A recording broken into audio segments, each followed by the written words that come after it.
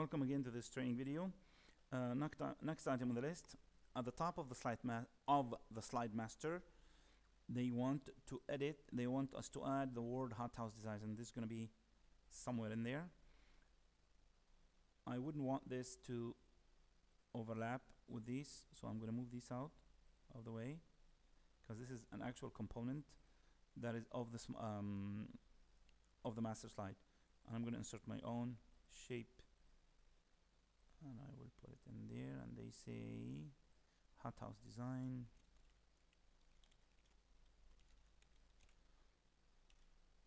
Okay, and in hothouse design they want me to do, what do they want us? They gave us a specific,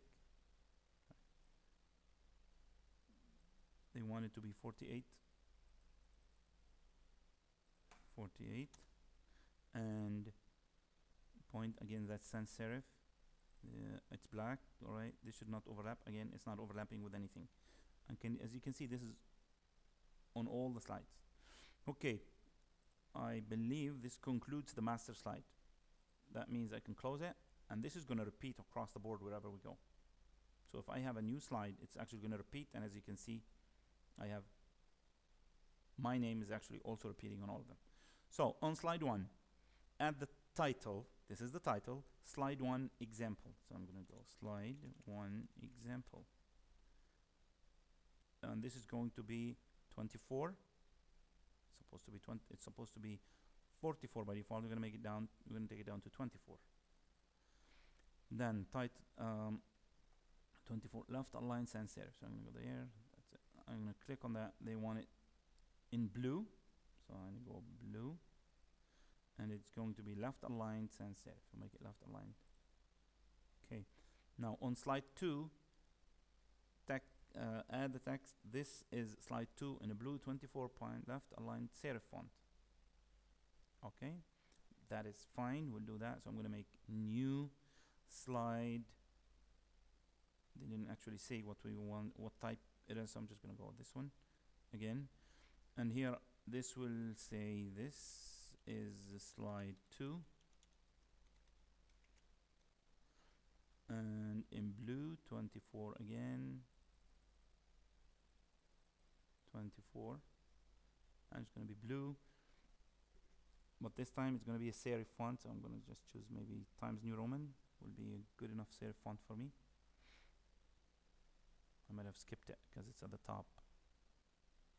Okay, Times New Roman, that's a serif font.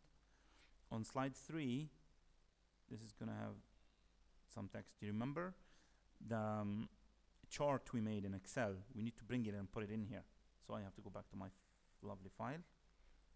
Remember again the Excel file, there were two. One, which was this. I'm just going to update. Don't worry about this updating. It's updating it because there's linking.